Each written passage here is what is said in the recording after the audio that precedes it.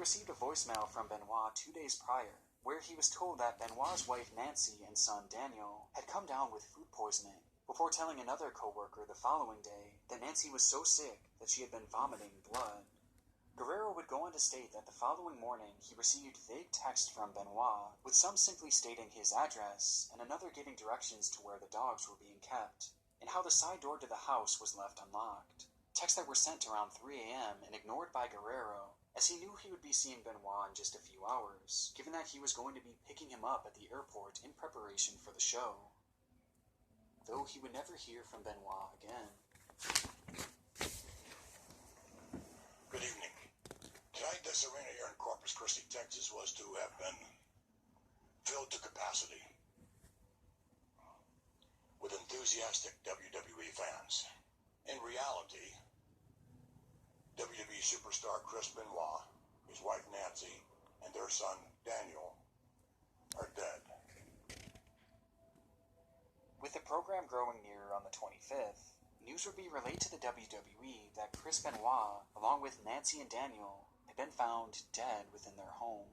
The news came as a shock to the entire wrestling world, and not wanting to carry on with the regularly scheduled Raw event, the decision was made to cancel the matches and instead showcase a tribute to the famed wrestler who so suddenly lost his life. And so on the evening of June 25th, 2007, the WWE would reflect on some of Chris Benoit's best moments in the circuit, along with their biggest stars giving personal accounts of just how much Benoit meant to them, with it all happening live and in real time the very night that Chris was found dead. Throughout the program, wrestlers like Stone Cold Steve Austin, John Cena, and CM Punk, who was originally scheduled to fight Benoit that night, shared heartfelt memories of just how good a man Chris Benoit truly was, emphasizing his talent, work ethic, and the love he had for his family. It was respect. It meant everything to him. Respect for this business, respect for the fans, respect for the wrestlers, respect for his family, respect for himself.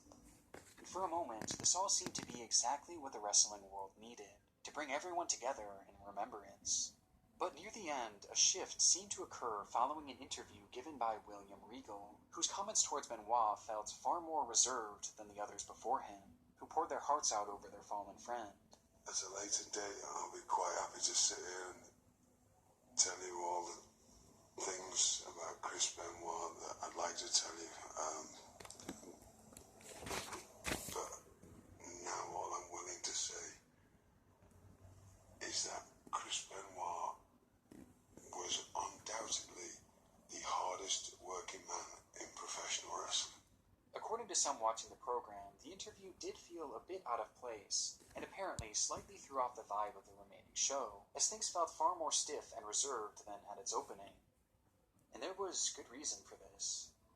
When Regal was preparing to do this live interview, he was allegedly approached by fellow wrestler John Layfield, who pulled him aside and asked, "You think he had anything to do with it?" Initially, the thought had never even crossed his mind. In fact, he had a heartfelt message fully prepared to read in the moments leading to his interview. But something about that question made him pause, leading to his subsequent words being rather short and cautious, as the hesitation led to the creeping thought of, what if he really did have something to do with it? A thought that very few at the time had even considered, which looking back seems so surreal. As for those familiar with the case, you know exactly where this is headed. We are now looking at this case and ruling it as a double homicide. Evidence in the home leads us to believe that Mr. Benoit had murdered his wife by asphyxiation. Sometime shortly after that, the same for his son Daniel.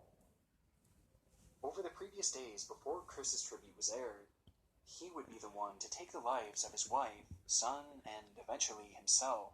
Benoit did so by drugging and strangling his son and wife, while leaving Bibles by their side, seemingly as a result of some type of mental breakdown. To this day, an exact motive is still not fully understood, but it likely had to do with a combination of multiple factors, with the most glaring being the head trauma that Benoit had suffered as a result of his profession. As following his death, Benoit's brain was studied by a neurologist who would go on to state that Benoit's brain was so severely damaged, it resembled the brain of an 85-year-old Alzheimer's patient. gruesome scene uncovered at the family home by the hands of Chris Benoit makes this whole memorial program for him just seem so much more chilling, as not even 24 hours later, the man that was being so highly praised as a loving family man would be revealed to have been the one behind his own family's murder.